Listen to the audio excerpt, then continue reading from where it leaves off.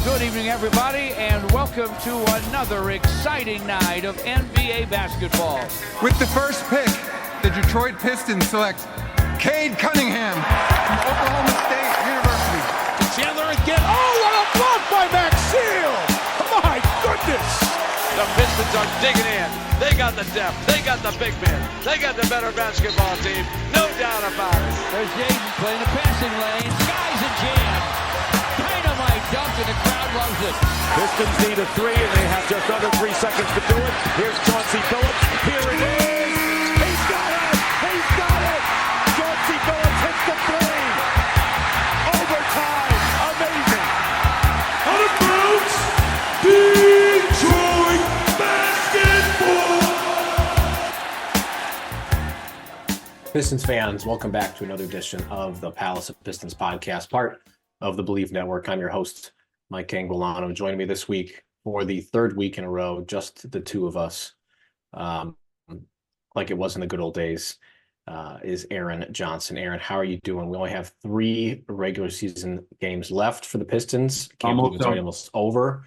We've almost made it again.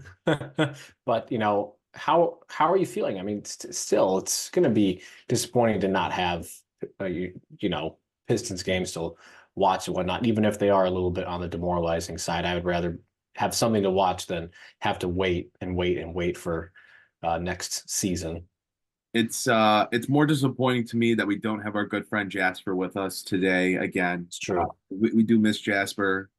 Hopefully we'll have him back soon. Just crazy scheduling and conflicts and whatnot. But hopefully we'll have Jasper back soon. And I'm ready for the season to be over for the Pistons. We're going to talk about it later, but it needed to end. It needs to end. And with 3 games left, as unfortunate as it is that the season has gone the way that it has, I think everyone would benefit from the season being over. But yeah, I think for a lot of people, the season's already been over. A lot of the casual listeners out there probably saw the losing streak and thought, well, I don't have to worry about this team, at least for the next 9 months. And you were right. But I feel like for most people, the season's been over for quite a while now. But that doesn't mean we're not going to sneak in more podcasts along the way as the season rounds out and the playoffs come around and the off season is right around the corner. But before we get into our topics for the day, I do want to thank our sponsor for this week's episode, and that is BetOnline. And BetOnline is your #1 source for all your summer sports this season from Major League Baseball, golf, NBA, and the NHL playoffs. Golf in particular, it's Masters Week. This is one of my favorite weeks of the whole year. All the latest stats, news, and scores are available to follow your favorite teams. Get the latest odds and lines, including the latest team matchups, player props, and odds on just about every sport out there. Head on over to the website today or use your mobile device to get in on the action. BetOnline, where the game starts. And our second little ad, that's not an ad, but our pre-show plug that we do every week now is, of course, for the Palace of Pistons Substack. Please subscribe to our newsletter, palaceofpistons.com. You could read our latest 5 worst moments from the season. We also have a YouTube channel that is continuing to grow. If you're watching the show right now on our page, please take 30 seconds, leave a like, and subscribe to our channel. It helps us out a lot. I know that you probably hear that every single time you watch a YouTube video, but it actually does help a lot, and it is free and only takes a millisecond. You can watch our most recent video discussing whose seat should be hotter between Troy Weaver and Monty Williams, as we talked about last week on the pod, and all our socials as well: TikTok, X, formerly known as Twitter, Instagram, and on our Facebook page. But that Substack has all the latest content. You get the podcast directly to you, as well as our written content, which is going to ramp up here as the season winds down and the offseason takes forefront for Detroit. You guys talked a lot about your 5 worst moments from the season. There was a lot of interesting answers. I think the usual suspects, like the losing streak, like the injuries, like some of the insane decision-making from Monty Williams. Aaron, you had a very interesting one of Malachi Flynn's, mammoth 50-point game. Do you want to talk a little bit about why you said that was one of the worst moments of the season? You're muted, my friend. Whoops, I mute myself so I don't start talking over you when I want to interject. But yeah, I guess what I would say here is first off, I'd recommend everyone go and read it on our Substack, palaceofpistons.com, to get everyone's worst moment from the season. But look, for me, the reason I chose it is because it almost felt like more of a slap in the face than it was a great game. It was, more of a joke than it was an accomplishment, at least to those on the outside of the situation. And it's nothing against Malachi.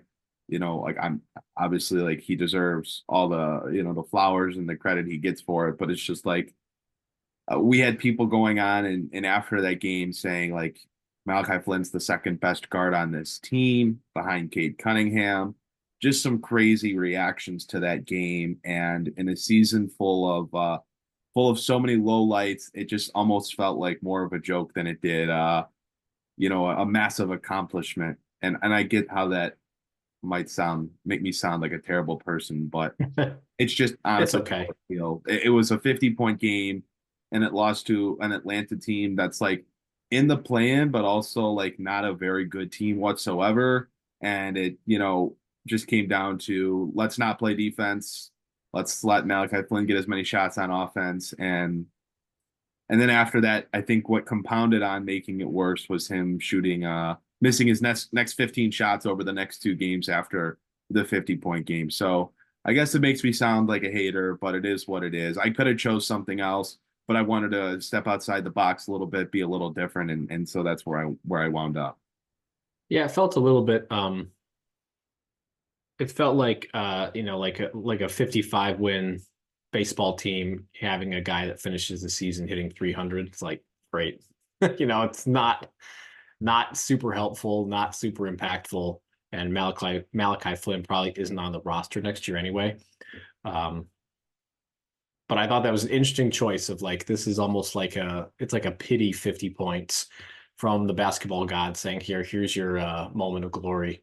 All right, now back to your regularly scheduled programming of 65 loss season. But you can read that and a lot of the other opinions of Palace Pistons writers and contributors over at our Substack. So once again, please consider subscribing to our Substack.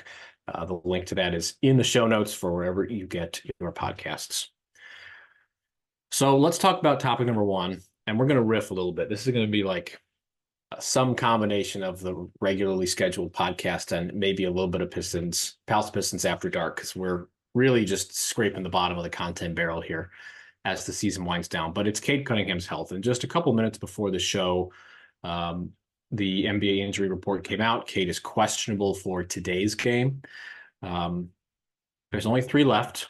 Monty Williams has said that he would like, or rather Cade would like to come back before the end of the season. I think that's noble to say that, but of course none of these games mattered and have not mattered for quite some time. But one has to question his health.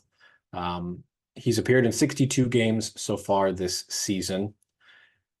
There's really no timetable according to Bally Sports Detroit. So is it, I think we're already kind of concerned. So with regards to his health, is this something that for the long term should be under consideration as we head into an off season where it seems like there's a ton of movement coming? There's a lot of moving parts, not just within the Pistons organization, but you're going to have teams like the San Antonio Spurs that are in win now mode.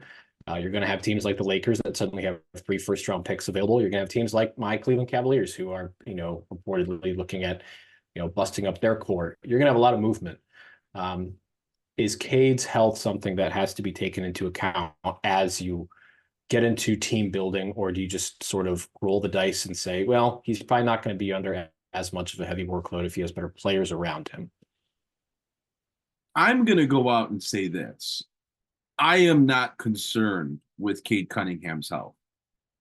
Outside of an 8-game stretch that took place in January, Cade has been healthy this year. He played the first 36 games of the season. Then he missed those 8 games. After that, he missed a game here He missed a couple games in a back-to-back in March. And then his only other stretch where he's missed more than 1 or 2 games is this current 4-game absence that he's had. And if the Pistons were in a different position, I'm wondering if Cunningham would still be out right now. If the Pistons were competing, if the Pistons were fighting for a play-in spot, if the Pistons were in the playoff race, if the Pistons were not a 13-win team in mid-April, would Cade Cunningham still be suiting up? And would he be able to play? And I have to lean, based off Detroit's history under Troy Weaver of shutting guys down, that yes, he would play. The Pistons, it's an annual tradition under Troy Weaver to shut guys down for the season. It happened with Jeremy Grant during his time with Detroit in multiple seasons. It happened with Isaiah Stewart and Bojan Bogdanovic last year. We're seeing it again take place with Stewart this year. They've shut down Asar Thompson. They've shut down Quentin Grimes.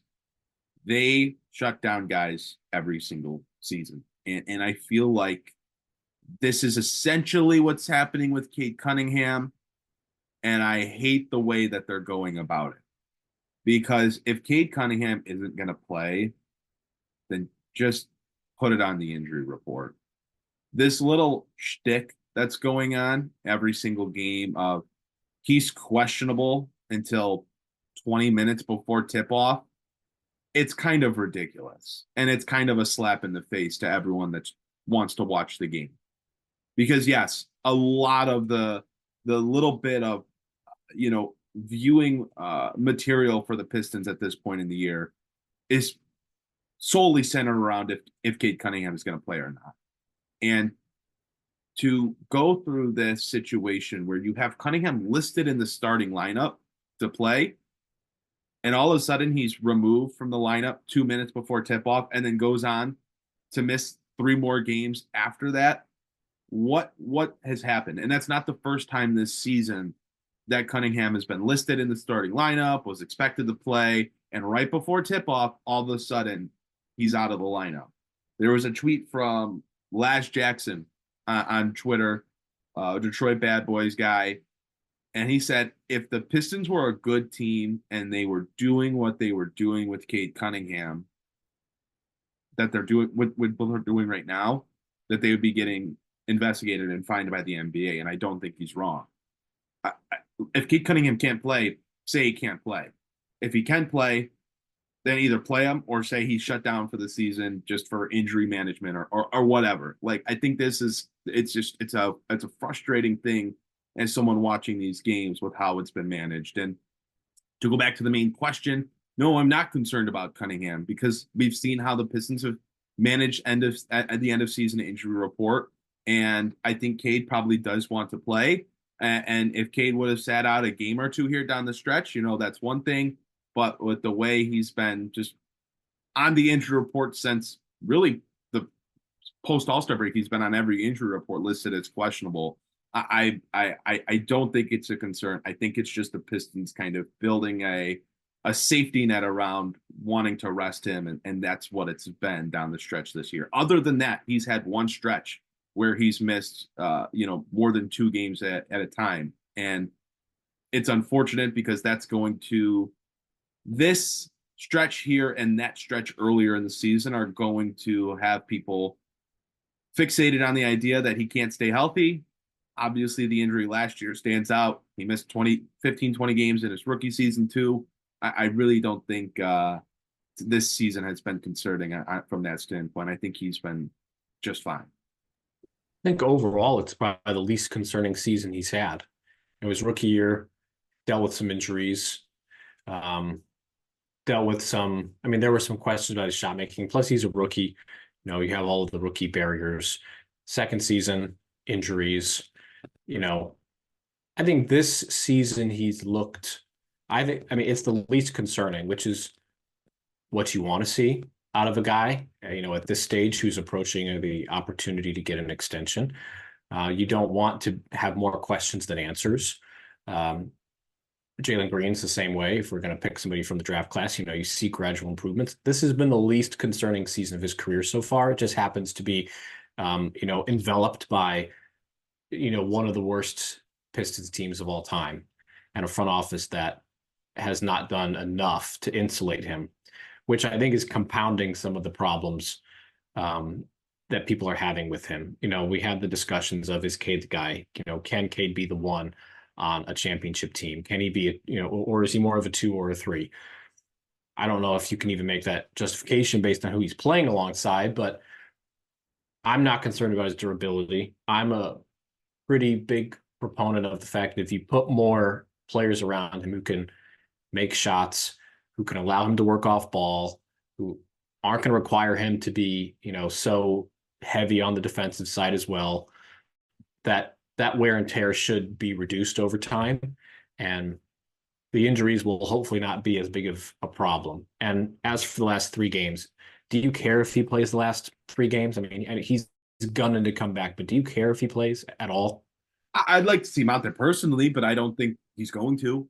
I mean, I just don't see it. I'd like him to. I think, any games he can get out there. He was playing really good basketball too. Like, he was arguably having one of, if not his best stretch of the season before he started missing games again. And that's what's unfortunate, is because he was on a real tear there before going out with this injury. And I was really encouraged by that. So, yeah, I mean, selfishly, I think if you're watching the Pistons, you're hoping every night that Cunningham's going to play. And like I said, that's what's made how the Pistons have handled the injury report so freaking frustrating. So, yeah, I'd like to see him back. I think the writing's on the wall. He's probably not going to come back. Maybe he gets in one of the games, where he's from, and if he plays against Dallas or plays against Wembanyama in the season finale. But I don't know. I'd probably lean towards it's a 75% chance he doesn't play again this year. Yeah, I think that's probably fair. I don't personally care if he plays, because unfortunately I'll be watching anyway, whether he is playing or not. I will just have a less enjoyable time doing it. And for the record, just to back up your point about his play, his last 5 games, he's averaging 27, 5, and 6 on 44% shooting and 40% from deep. So he's been playing strong basketball with a whole lot of not great players alongside him. Would be nice to see him play and finish out the season. I think him against Wemby to finish off the year would be a sneaky fun game to watch. I am skeptical as well, though, that we're going to get that. Would be nice, but it does not. If that knee is for whatever reason cranky, there's no need to play him at all. I mean, you're not jockeying for draft position or anything. So we'll see. I mean, his usage rate was in the 100th percentile per cleaning the glass in 4 of those last 5 games. I mean, he's handling the ball 40% plus. I mean, and you look at the rest of the guys that are on the roster playing alongside him in these games when everyone else is injured, and you think, well, of course he's at, 44% usage, which is insane. Look who he's playing alongside. But I'm with you. I think, gun to my head, he's not going to be suiting up to end out the season, and that's going to be on us to sort of weather the storm of having to watch, Marcus Sasser chuck shots. And maybe I am ready for the season to end. How could you not be? How could you not? I know. I'm trying to be positive. Last thing about Cunningham, to be positive, I want to just not do our full-on eulogy of his season, because I know we'll get there, because there is still time in the season left. But let's talk about, just for a second, the improvements Cade made this year. Career highs pretty much across the board. Just under 23 points a game, 7.5 assists a game. His rebounds are really the only thing that's dropped, down to a little over 4.3 rebounds per game. But probably most importantly, for someone that started off the season turning the ball over at very, very bad numbers, high rate, led the league at the beginning of the season in turnovers per game, down to 3.4. That's just 1/10 higher than last year. And then let's talk about his efficiency. One of the other things that's been greatly criticized about Cunningham through his early, first 75 games of his career to start between his first and second season and then the beginning of this season. Well, he's going to finish this year with a career high in field goal percentage, 44.9%, a career high in three-point percentage, 35.5%, and his efficiency field goal percentage, 50%. Also, a career high in free throw percentage on a career high attempts per game, 86.9%. A much, much improved, a much more efficient player this year. Cade will not be eligible, though, for the Most Improved Player award because unless he plays in these final 3 games. He would have to play in the final 3 games to be eligible, but it's not looking like he's going to be eligible, and he's probably not in the top 3 to even win that award anyway. And you would also have some people say he shouldn't win that award simply because he's a top pick, and it's expected that you're going to grow and become, develop into a good player. And some people have that award pretty much reserved for guys that are later round draft picks, second round picks, whatever, that make major jumps. And that's also fair too. But Cade has certainly improved so much in his 3rd season, really just his 2nd season. And let's keep in mind, he's still just 22 years old. So for all the people that are going to complain and are going to cry about how negative I am about the Pistons, there is some positive talk on probably the most important part of the Detroit Pistons right now, at least the most important player, Cade Cunningham. Yeah, I mean, the player that we're least concerned about on the entire roster. Even Asar Thompson has his worrying areas like his shooting. Cade's been great. I just pulled up the exact same stats that you had. He is a much more efficient player. You hit it right on the head. The points per shot attempt, much better. I'm like not even counting really his 2nd season. He played 400 minutes. He's on track to have just about the same amount of minutes as he did his rookie year. So year over year, I mean, he's much better in points per shot attempt. The assist numbers are good. The turnover percentage is much better. I mean, in the aggregate for the whole season, it's still not very good, but he's improved it over time. It was a big point of concern early on, and he's cleaned that up. And, he's not going to be a high volume 3-point shooter. It seems like, his frequency of taking threes is still not probably where the Pistons would want him to be. He's shooting fewer threes per game than he was his rookie season, but he's shooting it with greater efficiency. And I think if you get more spacing around him, other guys who are able to break down defenses or force defenses to bend even a little bit, then you might see that volume go up. So yeah, he's had a very good season. It's a shame that it's been buried under the negativity of the rest of the roster and all the stuff with Monty and Jay Ivey not starting and et cetera, it can go on and on and on, but he's had a very good season, a very positive season that should not give fans any reason to be concerned heading into next year, heading into an off season where we're looking at a lot of change. You should be able to at least know that your star player is still a star player despite, what else is happening around him, and that they should definitely not be looking to trade him first off and maybe last off. Let's talk about our next topic, which I like how you prefaced with, I'm not going to be negative. So here's how we're going to talk about, is there any hope for the Pistons this year? Is there a pathway out of this? And we're going to talk about this a lot, I think, for the next couple of months, because those pathways are going to be changing with every move that happens around them. Is there a pathway to get them back to the playoffs next year? I don't know. We kind of thought that this was going to be the year that they make that, 6 to 10 win jump and look like a team that is 1 or 2 meaningful moves away from being a playoff team. And now, it could be hitting the reset button again. So I want to talk a little bit about is there hope. And I also have what's regarded as the worst team in the history of the NBA, which is the 2011-2012 Charlotte Bobcats. And the situation, or rather the roster that they had, one of these players is still playing in the league. Oh, there are some excellent names on this roster. Oh, can I guess? Cody Zeller.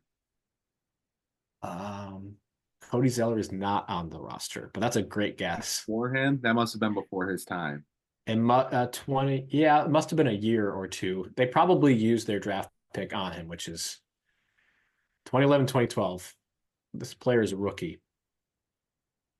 Oh man, who is it? It's Bismack Biyombo.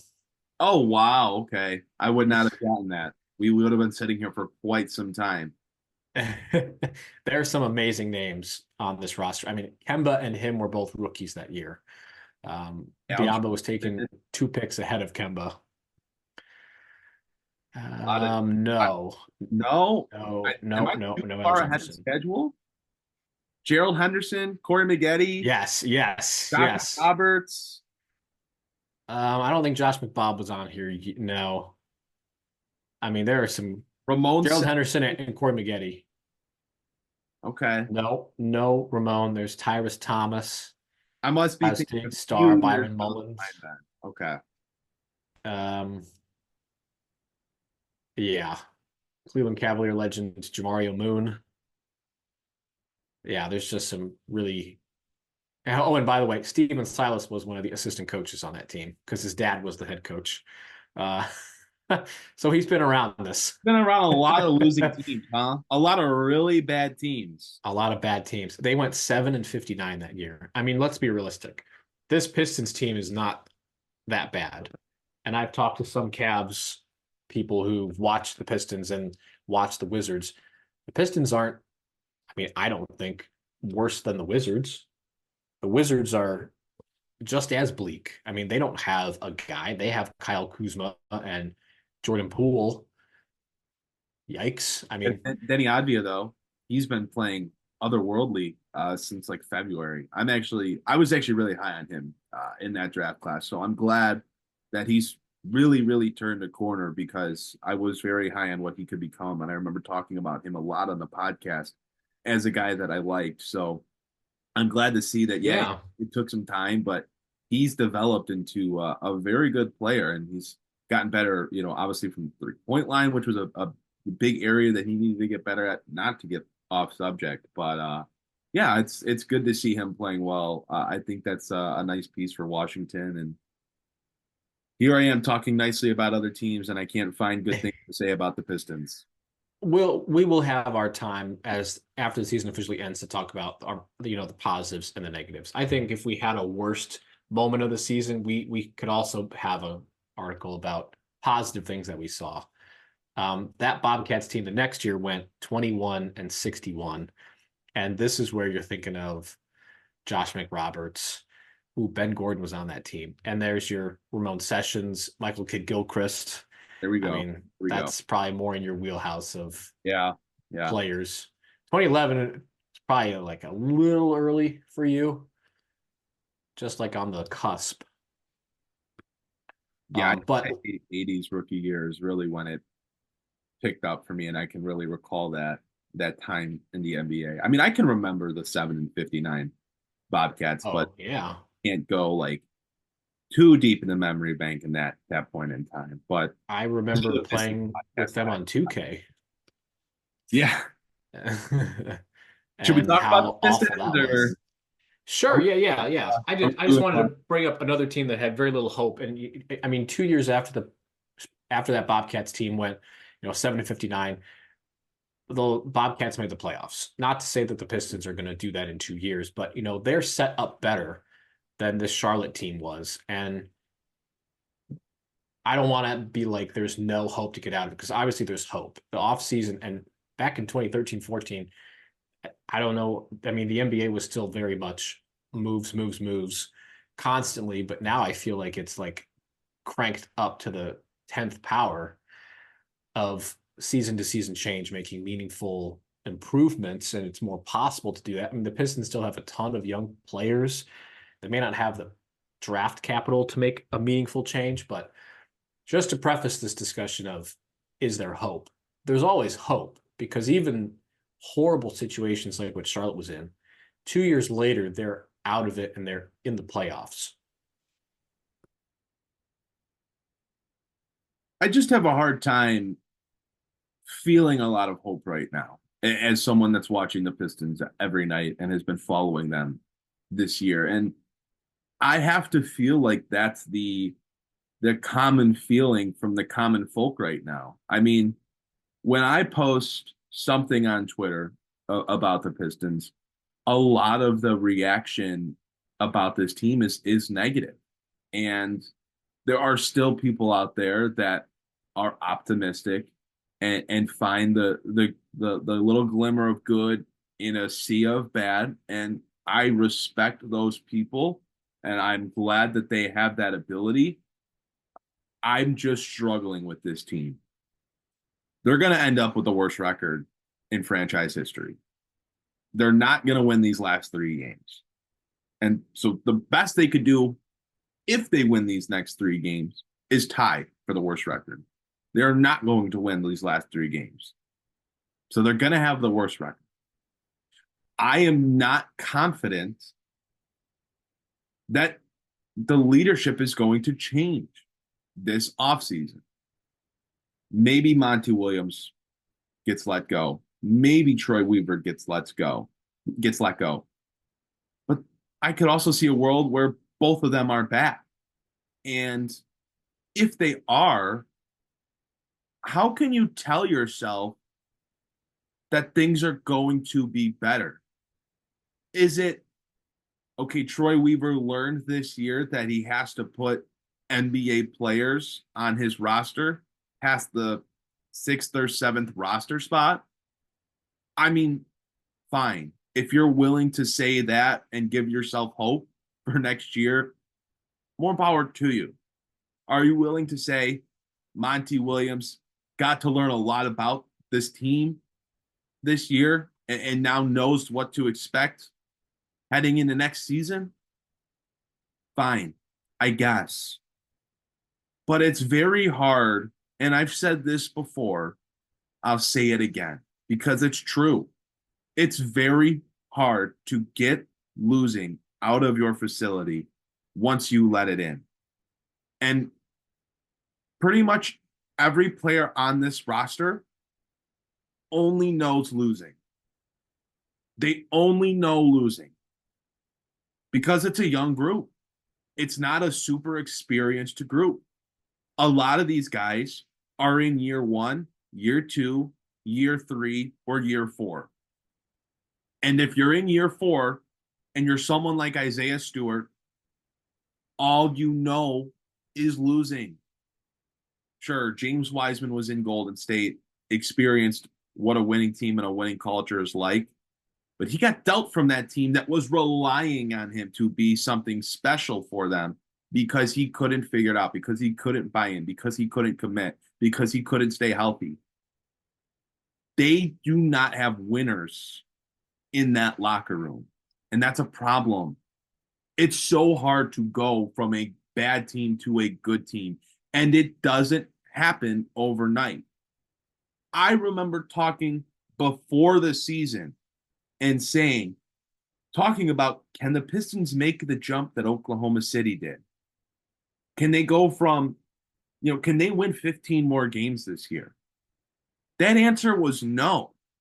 And there are going to be people that are going to try to bring up that same topic before the start of the season next year. And how can you say that they're going to be 10, 15 wins better, which, by the way, will still have them sub 30 wins on the season? But how can you say they're going to get that much better in 1 year? You're looking at a team destined to be in the lottery again next year, and you cannot trust that the people in charge right now are going to make the right decisions or are the guys to lead this team moving forward. And I don't know if they're going to get removed from their positions like, to be fair, yes, it sucks, but unfortunately, as they should be. So I'm sorry. I don't see a whole lot of hope with this team. I could keep going. I know I've been ranting. I could talk about how at multiple points this year, we have questioned the long-term future and the long-term potential of each of the core guys from Detroit's core four, including Cade Cunningham. We've talked about it with him. We have been spending this entire second part of the season talking about Jaden Ivey. No one wants to talk about the elephant in the room of Jalen Duren really not doing a whole lot of expansion to his offensive game this year and being a pretty significant disaster defensively this season as well. And while Osard Thompson has certainly had his moments, we've also seen him be unplayable because of his clearly undefined game on offense. So yeah, pardon me for struggling to find a ton of hope right now. There's really just not a lot there. Yeah, we have talked about the shortcomings of the core four as they're called, and it is tough to see a pathway to being a playoff team next year. And I think, part of the sort of restarting, because if I'm Tom Gores, there's no way you can keep Troy Weaver. I think you need a fresh voice. I think you need somebody different. I don't understand the case for keeping him other than you just don't want to buy out whatever is left of his contract, whatever that may be. But I think there needs to be a larger reevaluation of where the team needs to be headed. And that's really not up to Monty Williams. He's the coach to put those players that he's given into position to succeed. It's up to the front office to put those players in front of him so that he can try to make it work. And there's just no clear vision right now. We talked about best player available at the draft and how that was the only option. But I think to define hope, there has to be like, where do we want to be at this time next year? And I'm not exactly sure that the front office had a goal in mind other than let's compete for the play-in. I think there needs to be something different other than wins, losses, and a record. I think there needs to be like a reevaluation of what do we want to get? Like a 15-win increase next year. Let's just say the Pistons lose their next 3 games, which is against Chicago, Dallas, and San Antonio. I think they'll win one of them, especially if playoff seeding is already determined, and the Spurs may rest Wemby in the final game. So let's just say that they win one of them. If they get to 28 wins next year, which, yes, is below 30, and is not great. Even if they get to like 24 wins and they like double their win total, that can't be seen as like a huge failure. It is in the grand scheme of a 5-year rebuild. It's a failure. At this point, though, I think they need to take the approach of let's look at next season and let's get better in this increment of time, and then we'll do it again. I just rewatched Ted Lasso, so maybe I'm being like super positive and in that Lasso mindset, but there's just so few ways to get out of what they're currently in. I think looking at it as a 5-year venture is just going to lead to pain, and looking at it as a half-decade long failed rebuild when they need to like scale down and look at, okay, let's get better next year. How can we get better next year given the limited pieces that are available right now? I'll be honest, it's hard to sell me on getting to 25, 28 wins as a win in of itself. Like, the Pistons were doing that under John Kuster as the team hosted a mutiny under him. Or who was it that they did that? Was that Kuster? I think it was Kuster. But like 25, 28 wins, that doesn't move me. Like, yes, it would be good. Like, it would be good improvement, but it still puts you in a position of, we kind of still suck. Like, then is it the next year? Can you get from 26 or 28 to 34? Like, can you get 6 more wins next year and then maybe be the 10th seed and be in the play-in as the lowest seed in the Eastern Conference? And then Cade Cunningham's 25, and you're making decisions on having to pay Jaden Ivey and Jalen Duren, and you're a year away from paying Asar Thompson, and you're a 10th seed, having to dole out millions of dollars and lock up your cap space foreseeably for years. I don't know. To me, it's hard to sell that as a win. But the unfortunate reality is that it's not realistic to think they're going to be a 30-win, 35-win team next year. It just, teams cannot make that major of a swing without making massive moves. I mean, you're talking about having to bring in a top 20, top 25 player and multiple other high-level rotation players for that to even be a thought of a possibility in my mind. Maybe others disagree. Maybe others feel different. But that's where my head's at. And again, I'm a Debbie Downer. I'm fractured, whatever. It is what it is. But that's how I see it. I played the part of the optimist for years. And I guess I'm just jaded at this point. But we're going to be sitting here, if this is a 25-win team next year, a 26-win team next year, we're going to be sitting here having very similar discussions about the longevity of this group, the longevity of this core. If Monty Williams and Troy Weaver are still in charge, we're going to still be having the discussions on if they're fit to do the job, if this is still just a 25, 26-win team next year. And the reality of it is, at best, that's one of the best case scenarios, is that they get to 25, 28 wins. So let's go rapid fire here, because, I think what you're saying is blow it up. It seems like gut it. If you want to keep Cade, keep Cade. I mean, if San Antonio is offering you Keldon Johnson and 3 firsts or whatever, I mean, maybe you think about it. But and I get your point of, you can't keep trying to trudge out pieces that won't fit together. And we've talked about the roster construction all season as being a huge problem, and now it's coming to a head. But I just don't think that this front office is going to take the position of gut the roster, trade everybody but Cade, get what you can for Ivy, trade Asar because he can't shoot, trade Durham because he doesn't have that high basketball IQ yet. But let's go rapid fire on just a couple of questions that have popped into my head. Gun to your head, is Troy Weaver the general manager making the draft pick on draft night? No. Okay. How many of the core 4 are still on the roster and starting opening night? 3. Ooh, interesting. So who are they going to be trading then? Jaden Ivey. Okay. Is Monty Williams still the head coach next year? Yes. Yeah, I think so too. Okay. I mean, look, I think Troy should be gone and is going to be gone, but I mean, it's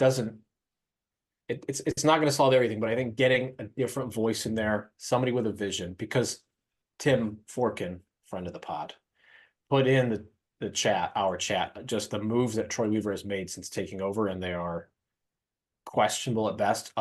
Just a ton of non-shooters, best player available taken in the draft, other than drafting Cade. It's been a pretty big abject disaster on that front.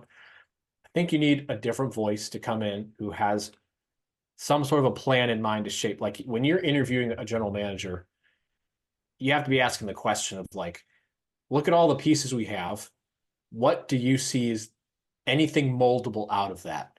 And I don't know what my answer would be, other than, hey, we have, an all-star caliber point guard who's probably like the second best player on a championship team. I mean, I don't think we've seen the best of Cade yet because of the players that have been around him, but here's what we have.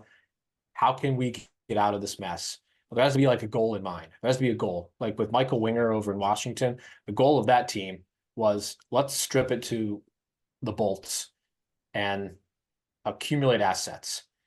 The goal for Troy Weaver coming in here, and I don't know what the questions were that Tom Gores was asking. It seemed like the idea was not necessarily a rebuild. It was like, hey, we got Cade. Let's tweak some stuff around him, and we'll get Jeremy Grant, and we'll be back in the playoffs. And I think that like quick hit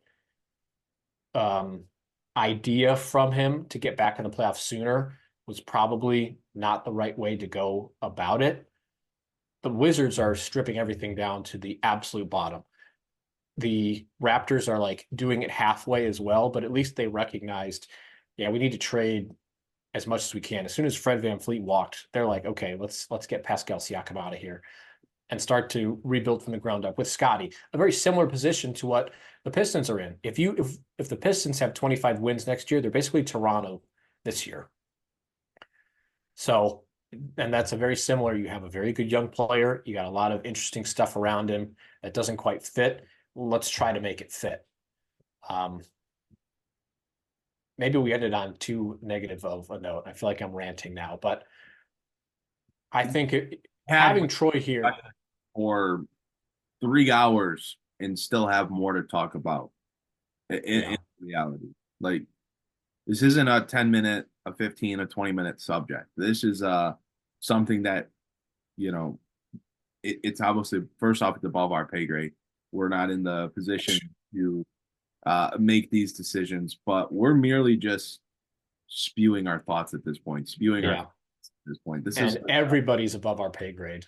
We've got a glass of wine out right now. It's girls' night. You know, the wine's flowing. You know, you got the rom-com on in the background, and you're sitting there and you're just talking. Or you're with the boys. You know, you got a brewski out, and it's we're doing shots with Craig Monroe. You're just standing outside, and it's one of those nights where you just talk for hours, and it's just something you could talk about from sunset to the next morning sunrise and still not be done with the conversation. We're talking about random middle infielders that we can name, just to start a conversation. Yeah, I get it.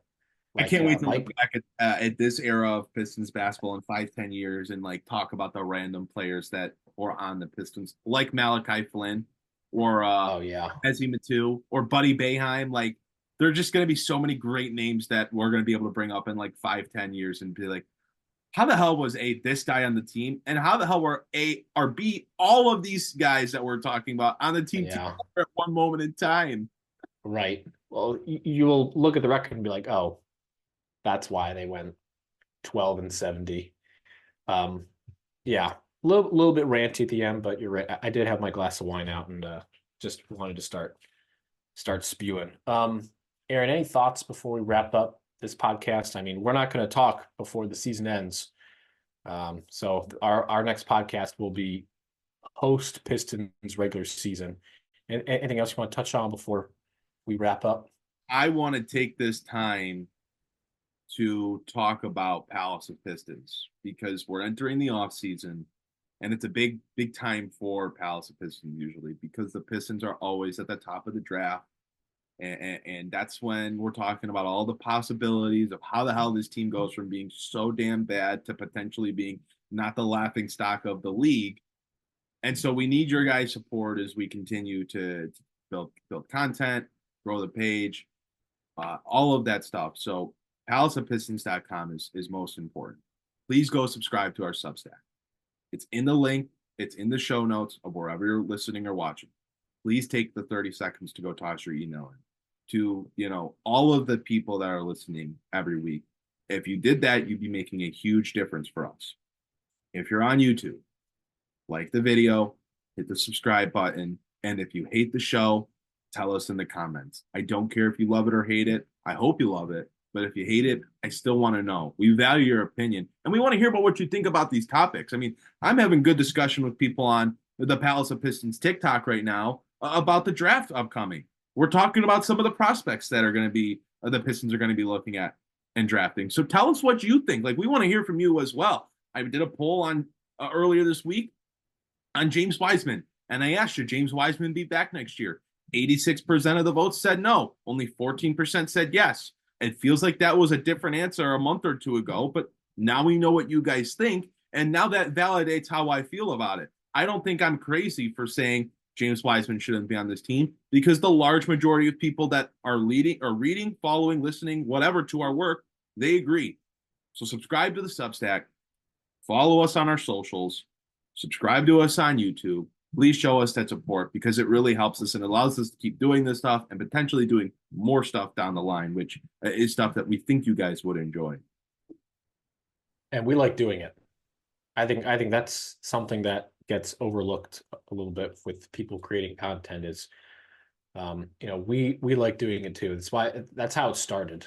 I don't think Aaron, when we were doing the podcast out of my, college, rented house, and I was editing it at 2:00 in the morning, we really thought about how can we make this for people to like. We were doing it because we wanted to talk about basketball. So we like doing it, but we're at the point where we also want to take into account what people are interested in reading and see if those two things line up. And the way to reach us is through all our social media channels, and it's to subscribe to the Substack and be a part of the conversation. We do have more content planned for that, and we do have other plans for the future of the content that we produce outside of just written stuff and with the podcast itself. So take that 10 seconds to subscribe, to like our YouTube page, and to subscribe to the Substack, because we like doing it first and foremost. Aaron, we kind of ranted we somehow scrapped up an hour-long show out of 1.5 topics. Any last Pistons thoughts before? Are you going to watch the last 3 games of the regular season? Yeah, I will sit through and suffer through it. I will. But it's gonna be good for everyone for it to be over, because no one's learning anything right now about this team with the way that they're playing. So it sucks, because I love the basketball season, but I'm ready for the playoffs, and I'm ready to watch more good basketball games than bad basketball games. No, then don't bother watching the Cavs. Let's just fast forward that series as fast as possible. I'm looking forward to it as well. I will watch the Cavs, even though they're gonna inevitably crush my soul again. But at the end of the day, could be the position of some other teams that we talk about. So I'll just keep my mouth shut.